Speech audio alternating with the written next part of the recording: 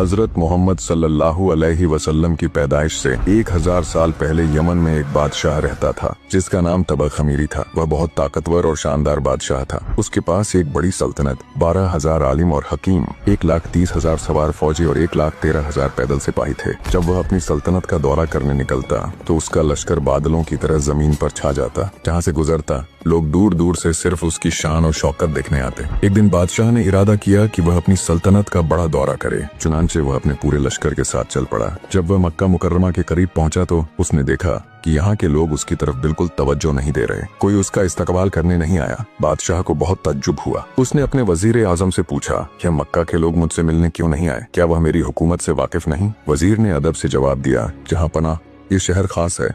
यहाँ एक मुकद्दस घर है जिसको बैतुल्लाह कहते हैं। इस घर की और यहाँ के खादिमों की सब लोग बहुत इज्जत करते हैं। ये वह घर है जिसको अल्लाह के खलील हजरत इब्राहिम अलैहिस्सलाम ने तामीर किया था। लोग दूर दूर से आते हैं, यहाँ इबादत करते हैं और वापस चले जाते हैं। आपका लश्कर उनके लिए कोई खास बात नहीं। उनके दिल में सिर्फ बैतुल्लाह की मोहब्बत है। यह सुनकर बादशाह के गुरूर को आग लग गई। उसने गुस्से से कहा, अगर यह लोग मुझे अहमियत नहीं देते तो मैं इस घर को गिरा दूंगा और यहाँ के लोगों को कत्ल कर दूंगा। ये अल्फाज उसके मुंह से निकले ही थे कि अल्लाह का अजाब फौरन नाजिल हुआ। अचानक बादशाह के नाक, आंखों और मुंह से खून बहना शुरू हो गया। ऐसी बदबू फैल गई कि उसके करीब कोई ठहर न सका। बादशाह चीखने लगा, मुझे बचा, ये मेरे साथ क्या हो गया? बहुत इलाज किए गए लेकिन कोई फायदा न हुआ। शाम के वक्त एक नेक और बुजुर्ग आलिम दरबार में आए। उन्होंने बादशाह की नब्ज देखी, कुछ देर गुजर किया और फरमाया, यह बीमारी आसमान से आई है, इसका इलाज जमीन पर नहीं हो सकता है। बादशाह, अगर तुमने कोई बुरी नियत की है फौरन तौबा करो। बादशाह चौंक गया, दिल ही दिल में रोने लगा और बोला, या अल्लाह,